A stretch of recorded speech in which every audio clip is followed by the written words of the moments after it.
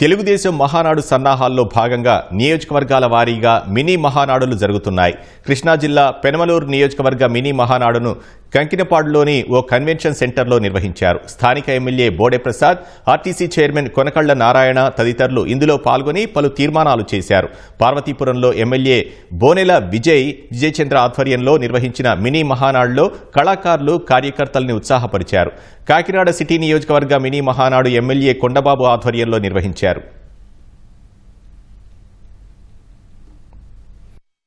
రాజశేఖర రెడ్డి ప్రభుత్వంలో కూడా ఐఏఎస్లు బలైపోయారండి. జగన్మోహన్ రెడ్డి ప్రభుత్వంలో కూడా ఐఏఎస్లు బలైపోతున్నారు. మా టైంలో చంద్రబాబు నాయుడు ప్రభుత్వంలో ఐఏఎస్లకు గౌరవం దక్కేది, ప్రమోషన్ వచ్చేది. ఈవేళ జగన్మోహన్ రెడ్డి ప్రభుత్వంలో ఐఏఎస్లకి డిగ్రేడ్ అయిపోతున్నారు. ఇలాంటి అవినీతిలో పాల్పడి జగన్మోహన్ రెడ్డి ప్రభుత్వం ఉన్నప్పుడు జీపీలకి అమ్మేస్తున్నారని బాబు అని ఏడ్చేసేవారు. తాగిన వాళ్ళు చాలా మంది ఎక్కువ రేటు అమ్మేస్తున్నారు బాబు అని ఏడ్చేసేవారు. చాలా మంది ఎదురు అడిగితే గుండు గీయించారు, కేసులు పెట్టారు. సంస్థాగత ఎన్నికలు పూర్తి చేసుకుని ఈ యొక్క మహానాడు అలాగే రేపు రాష్ట్ర మహానాడికి కూడా వీళ్ళందరూ కూడా తరలి వెళ్లే విధంగా ఈ కార్యక్రమం రూపొందించుకోవడం జరిగింది.